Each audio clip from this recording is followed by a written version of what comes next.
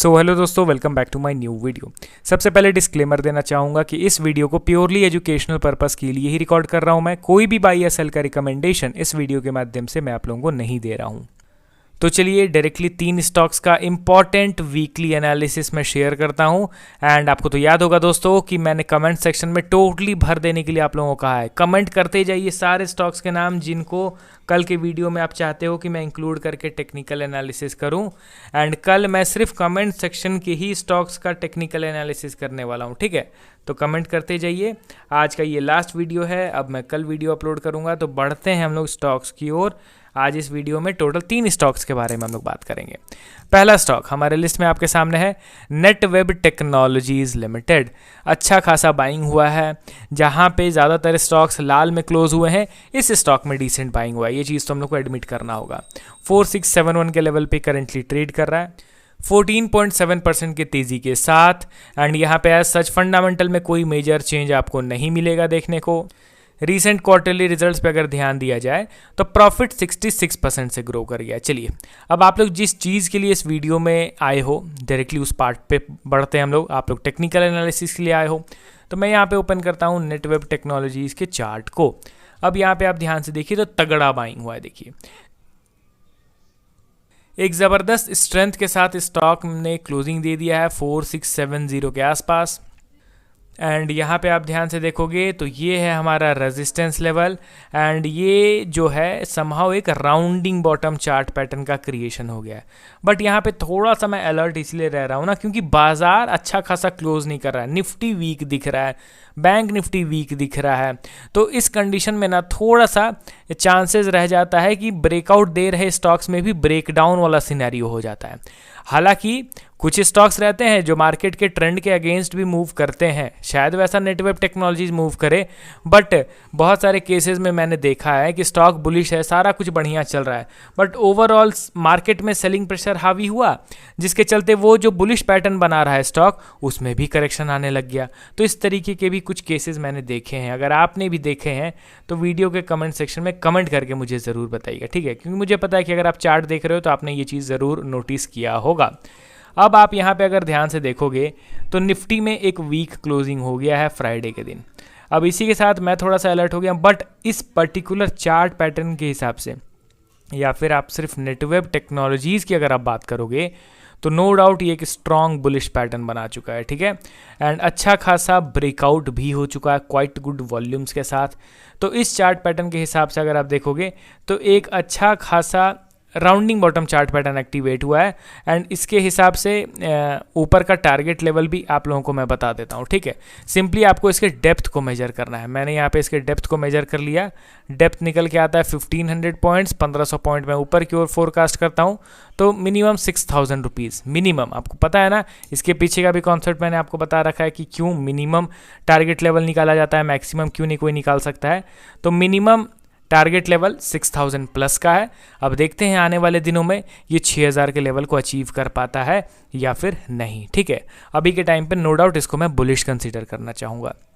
अब चलिए बढ़ते हैं हम लोग अगले स्टॉक की ओर। हमारे लिस्ट में आपके सामने है एंजल वन लिमिटेड। करेंटली 337 के लेवल पे ट्रेड कर रहा है। एंड टेक्निकली अगर इसके चार्ट को ओपन किया जाए तो आपको क्या पता चल रहा है कि पिछले वीक एक छोटा सा रेड कैंडल बना है। डेली टाइम फ्रेम में मैं स्विच करता हूं तो डेली टाइम फ्रेम में पता चलेगा कि स्टिल स्टॉक अभी भी समहाउ अपने हायर लेवल पे ही ट्रेड कर रहा है। बट यहाँ पे एक कैच है, आप यहाँ पे ध्यान से देखो, RSI डाइवर्जेंस आपको क्लियरली दिख रहा होगा। स्टॉक यहाँ से यहाँ ऊपर चला गया, बट RSI यहाँ से यहाँ नीचे गिर गया। अब RSI में डाइवर्जेंस, इसका मतलब क्या है कि स्टॉक में वीकनेस दिख रहा है, स्ट्रेंथ नहीं है। RSI क्या बताता है? रिलेटिव स्ट्रेंथ इंडेक्स, वो स्टॉक में बताता है कि किस स्ट्रेंथ के साथ बाइंग हो रहा है।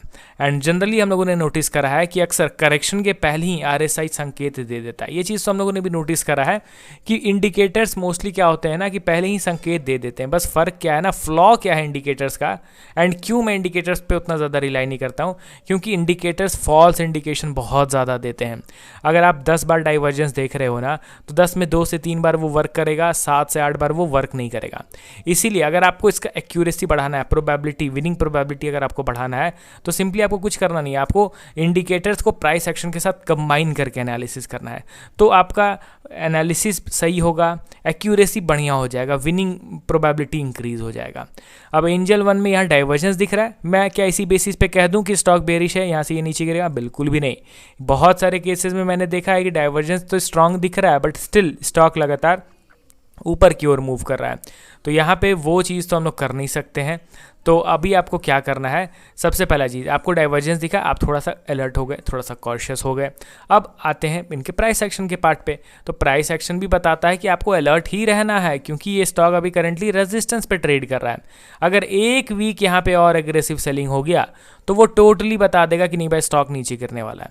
स्टॉक अभी रेजिस्टेंस पे ट्रेड कर रहा है, तो वो हम लोग RSI नहीं देखते तो भी अलर्ट ही रहते, ठीक है ना। अब यहाँ पे देखते हैं कि एंजल वन इस रेजिस्टेंस लेवल का आने वाले वीक्स में ब्रेकआउट कर पाता है, सस्टेन कर पाता है अपर लेवल पे या फिर नहीं, ठीक है। अभी के लिए टोटली न्यूट्रल माइंडसेट रखिए, न्यूट्रल होके अनबायस्ड ओपिनियन रख के स्टॉक्स में देखिए, आपको पता चलेगा अभी कुछ दिनों में कि आने वाले दिनों में स्टॉक ऊपर जाएगा या फिर नीचे, ठीक है। अब चलिए बढ़ते हैं हम लोग अगले स्टॉक की ओर, जो कि लास्ट स्टॉक रहेगा हम लोग की वीडियो में। नाम है उसका KPIT टेक्नोलॉजीज़ लिमिटेड। अभी तो IT सेक्टर के कंपनीज़ का हाल थोड़ा बुरा ही चल रहा है करेंटली अगर देखा जाए तो। ये स्टॉक 772 के लेवल पे क्लोज हुआ है 0.02% के फ्लैट कारोबार के साथ। डायरेक्टली इनके टेक्निकल पार्ट पे हम लोग जंप करते हैं, तो इसको तो हालांकि रिसेंटली कई बार मैंने कवर किया है। अभी ये लोअर लेवल पे कंसोलिडेट कर रहा है, एंड क्लियर कट मैं अभी बताना चाहूँगा आगे के मूवमेंट्स को देखे बगैर कि ये जो कंसोलिडेशन है ना ये बहुत माइनर है। यहाँ पे एटलीस्ट इसको और 3 महीने तो मिनिमम कंसोलिडेट करना चाहिए। अब ऐसा होगा दोस्तों कि बीच बीच में अचानक से ना सडन से बाइंग आ जाएगा। अगर वो बाइंग भी आता है तो मैं उसको इग्नोर करूँगा, क्योंकि अक्सर गिरते हुए स्टॉक्स में बीच बीच में सडन बाइंग आता है, एंड मोस्ट टाइम क्या होता है कि वो पुल बैक हो जाता है। मतलब कि स्टॉक नीचे गिरा, बाइंग स्टार्ट हुआ, हमने इसको बुलिश कंसीडर करके यहाँ पे बाइंग कर लिया, पता चला कि ये तो जनरल पुल बैक था, नीचे गिर के इसने न्यू लो का क्रिएशन कर दिया। फिर ऊपर गया, जनरल पुल बैक, फिर से न्यू लो का क्रिएशन, एंड पता चला हर बार बाइंग के बाद हम लोग खरीद रहे हैं पीक लेवल पे। यहाँ पे देखिए दोस्तों, स्टॉक यहाँ से नीचे गिरा, यहाँ से एक शार्प बाइंग आया था ना, बट हुआ क्या, एट द एंड स्टॉक नीचे की ओर गिर गया। एंड जिन लोगों ने यहाँ पे खरीदा होगा कंटिन्यूस बाइंग देखते हुए, वो तो कहीं ना कहीं टॉप लेवल पे ट्रैप हो गए ना। एंड ये बाइंग दोस्तों छोटा नहीं है, ये चार्ट में दिख रहा है छोटा, बट ये 42% का शार्प बाइंग है, समझ रहे हो ना। इसीलिए ऐसा ट्रैप बार बार हम लोग को नहीं होना है, ठीक है। तो ओवरऑल 3 स्टॉक्स के रिगार्डिंग हम लोगों ने बात करा, जिसमें नेटवेब स्ट्रॉन्ग बुलिश दिख रहा है, एंजल वन में न्यूट्रल माइंडसेट रखना है, एंड KPIT को तो अभी के लिए मैं इग्नोर ही कर रहा हूँ, इसको मैं अवॉइड कर रहा हूँ अभी के टाइम पे, क्योंकि इसमें रिवर्सल अगर होगा भी ना तो अच्छा खासा समय लगने वाला है। इंस्टेंट तो वी शेप रिकवरी मैं यहाँ पे एक्सपेक्ट नहीं कर रहा हूँ। अपना पॉइंट ऑफ व्यू बताइए, मिलता हूँ नेक्स्ट वीडियो के साथ कल। Okay then, bye bye.